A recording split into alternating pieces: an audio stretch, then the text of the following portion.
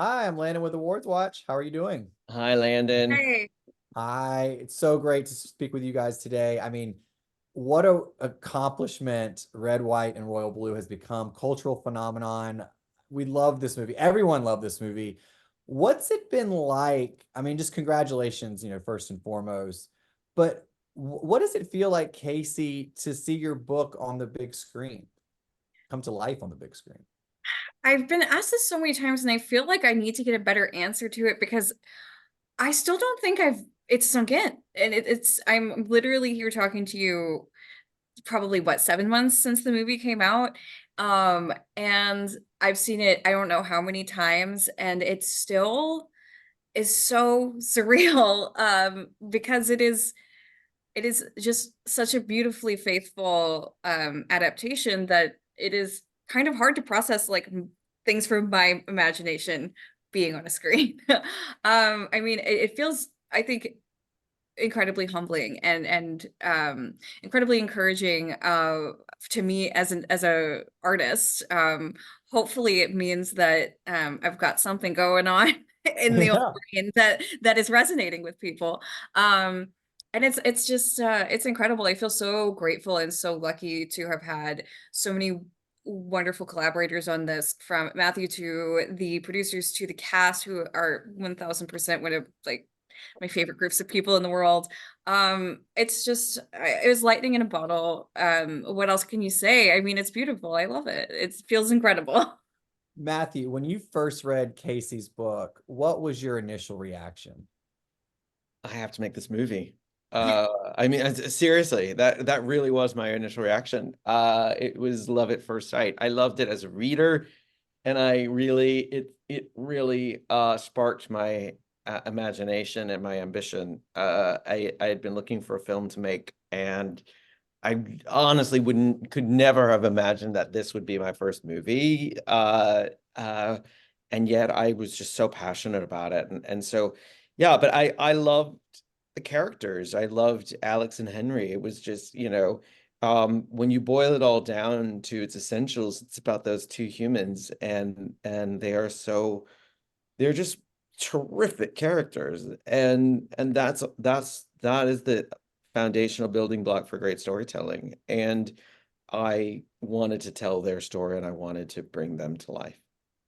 Absolutely. Casey, and what was your initial reaction when Matthew said that he wanted to adapt your book and they want to take it to the big screen? Well, What did that feel? so I had seen Matthew, you had invited me to see The Inheritance on Broadway because I had just moved to New York. It was like right before COVID. It was like right before Broadway shut down. I think it was like Mm. one of the last shows. And I went to see The Inheritance, and I like obviously cried my eyes out, and it was just like so kind of moved and odd that you had reached out to me to even invite me. And so that was before we even had a collaborative relationship. That was simply just like a, hey, like I'm a fan, you want to come see, and you could be a fan of me too, you know?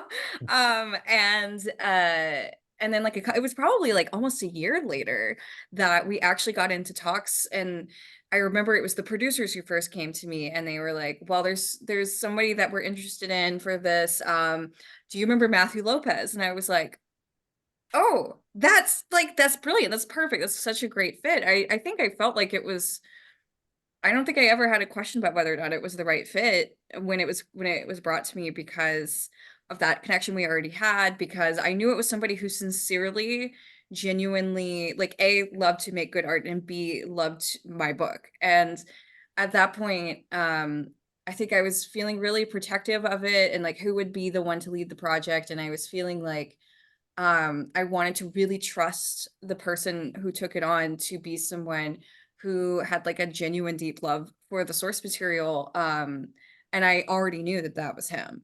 So, Yeah, and can you talk a little bit, Matthew, about the collaboration process between you and Casey? The genesis, the first initial conversation, and then maybe any challenges that you had along the way in bringing the book to life.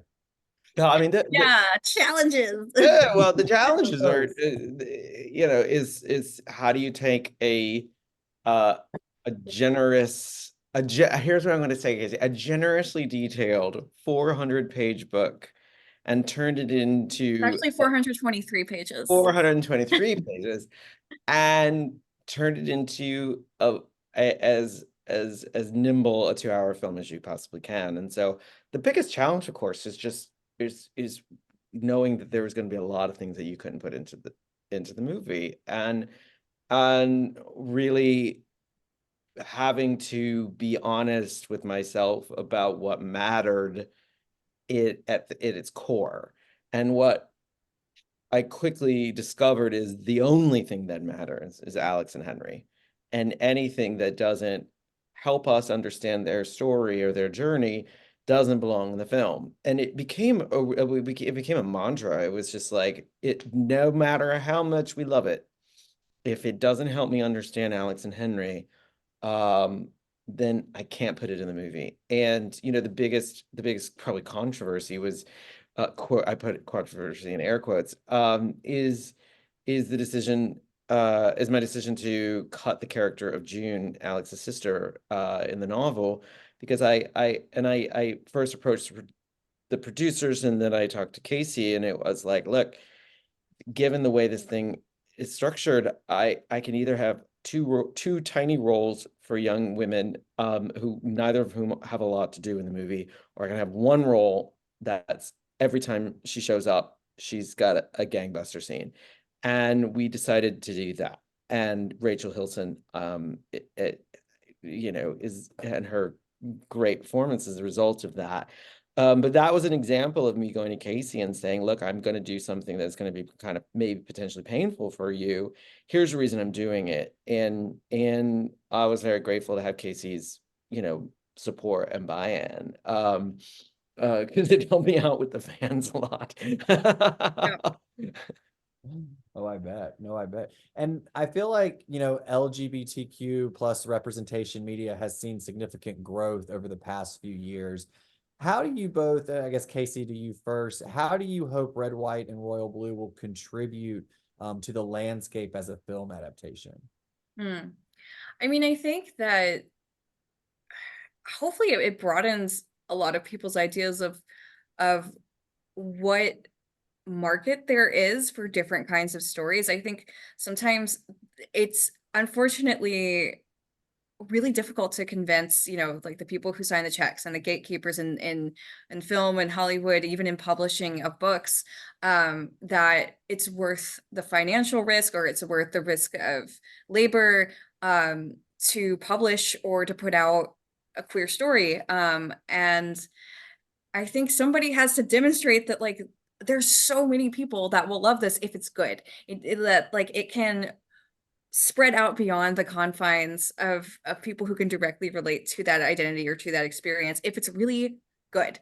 And if it's made with a lot of care, and if it's just well produced and beautiful, and has a great cast. I mean, you invest all of the resources in making something good, that people are really hungry for a lot of different kinds of stories. And so I hope that means that we can get, like, I would love to see like a rom-com with a trans protagonist or a trans love interest. I would love to see, more rom-coms with queer people, with more lesbian rom-coms, like more of everything. And I really hope it is just like I hope that one day we look back and this is just like one of many, and it is part of like a wave coming up to carry all of these boats out to the rom-com lovers of the world. Absolutely. Round of applause for that. Matthew? I can't improve on Casey's answer. I know, right? I agree with it. I agree with it completely. That was really good, Casey. That was a really good answer. Thanks. That's great. So what's next for you, Matthew? What's on the agenda for next?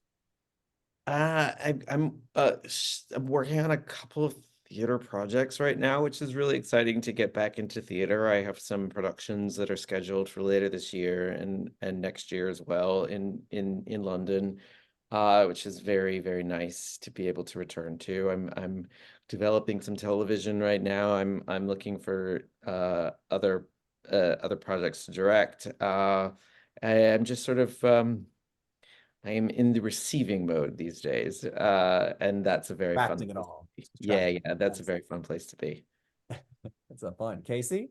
Any other Um, adaptations in the future that we can look I mean, I'm like putting the things into motion. I've got some the gears are turning, but nothing that I'm allowed to publicly speak on yet.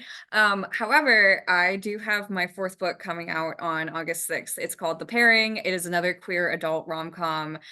This one is about two bisexual exes trapped on a European food and wine tour together. And so like I am as soon as we are done with I'm going directly from this interview and this day back into like full scale book promo for a book coming out later this summer. And so it's a really exciting time for me. I love this book, and it feels really good to be kind of back on the horse of books. I haven't put out a new book since 2022, so I'm ready to get back in there. Absolutely. And we're definitely looking forward to it. All right, last question for you both. What is one scene from the book that you are most excited about seeing come to life on the big screen? Mm.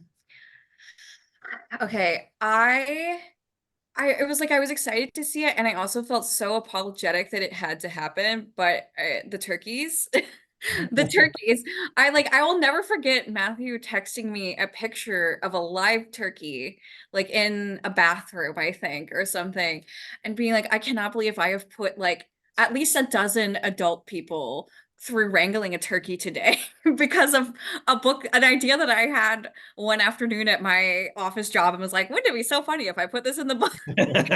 Careful what you write, because it might Yeah. end up on screen. I would say also that Casey in the book wrote two turkeys, and I was like, well, we're gonna do one. Yeah, one bird I'm only acting. interested in one turkey on set. Yes. For me, it was the V&A. Mm. I love that scene so much in the book. It was a scene I was incredibly excited to film. We almost didn't get permission to film there. They rarely ever get permission to film there. And I was just sort of like beside myself. I think I was just sort of like, it was one of those director things where it's just like, make it happen. And uh, that night that we spent filming it was just so magical. And it was just, it was Nick and Taylor and the crew and me. And it was just such a beautiful night of filming, and I was very happy with how it came out on screen. Yes, so it all turned out beautiful. Thank you so much for your contribution to the space, and we can't wait to see what's next. Thank you. Thank you so much, and enjoy the rest of your day, and thanks for a wonderful junket. Thanks. Bye.